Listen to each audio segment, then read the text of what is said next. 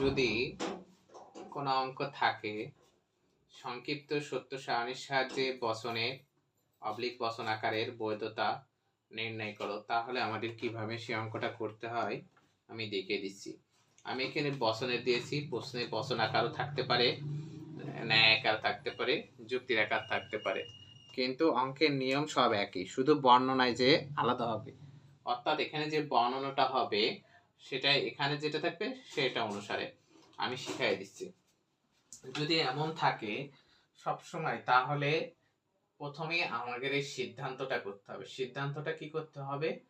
এই যে ইমপ্লাইজ আছে, এই ইমপ্লাইজটা মিথ্যা প্রমাণ করতে হবে এবং এই ইমপ্লাইজ ও এই ইমপ্লাইজ সত্য প্রমাণ করার প্রচেষ্টা চালাতে হবে। এটা হলো সংক্ষিপ্ত সত্য সারণীর নিয়ম। তাহলে এই ইমপ্লাইজটা মিথ্যা কখন হবে? যখন টি এর পি এর মান টি হবে আর আর এর মান এফ হবে, তখন টি ইমপ্লাইজ এফ এ কি আছে? এফ। এখন এখানে একবার যার মান ধরা হবে সে যেখানে থাক তেমন হবে। যেমন একজন বিবাহিত মহিলা, একজন হিন্দু বিবাহিত মহিলা, তার মাথায় সিঁদুর আছে মানে সে বিবাহিত। সে ভারতে থাকলেও বিবাহিত, সে বাংলাদেশে থাকলেও বিবাহিত, সে আমেরিকায় গেলেও বিবাহিত, কারণ তার মাথায় সিঁদুর আছে। সে চাঁপাইনবাবগঞ্জ গেলেও বিবাহিত, সে কুষ্টিয়া গেলেও বিবাহিত, সে যশোরে থাকলেও বিবাহিত, যেখানেই যাবে সে বিবাহিত, সে কোচাতুর থাকলেও বিবাহিত। ঠিক আছে? অর্থাৎ এই পিটা যেখানেই থাকবে তার মান টি হবে। তাহলে এর মান টি, এর মান টি। এবার আর যেখানে আসে তার মান এফ হবে।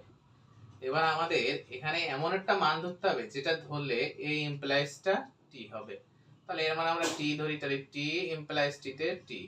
এর মান আমরা টি পেয়েছি, কিউ এর মান। তাহলে কিউ এর মান টি পেয়েছি যখন, এখানকার টি এফ আর এখানকার টি, এফ ইমপ্লাইজ টিতে টি হয়। এবার আমরা কি কাজ করব? এই ইমপ্লাইজটার কাজ করব। কার সাথে? এর সাথে। যে এইভাবে এমন কোনো কিছু দিবা না, আমি লাল কালিতে যা লিখবো কেউ খাতায় লিখবা না। তাহলে টি ইমপ্লাইজ টিতে টি হয়ে গেল। এখন আমাদের যে কাজটা করতে হবে, বন্ধনীর বাইরে সবসময় মূল যোজক থাকে, তাহলে এইটা মূল যোজক, এইভাবে গোল দাগ দিয়ে এই পাশে টি লিখতে হবে, এইভাবে গোল দাগ দিয়ে এই পাশে এখানে টি লিখতে হবে, আর এই এফটার এইভাবে গোল দাগ দিয়ে এখানে এফ রাখতে হবে। দেখো কি হচ্ছে, সিদ্ধান্ত মিথ্যা হয়ে আশ্রয় বচন দুটো সত্য হয়েছে, তার মানে কি এটা অবৈধ হয়েছে। তখন আমাদের লিখতে হবে বর্ণনা নির্ণয়,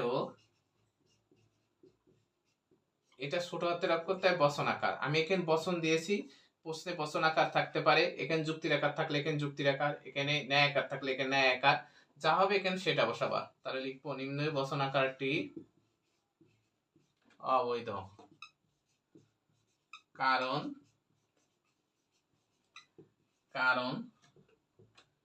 সিদ্ধান্তকে মিথ্যা ধরে, সিদ্ধান্তকে মিথ্যা ধরে আশ্রয় বচনগুলো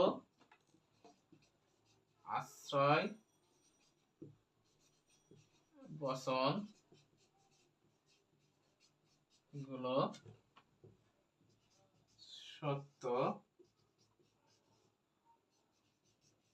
প্রমাণ করা সম্ভব হয়েছে। এই হয়ে গেল। এইভাবে তোমরা করবা, করলে আশা করি পুরো মার্ক পাবা।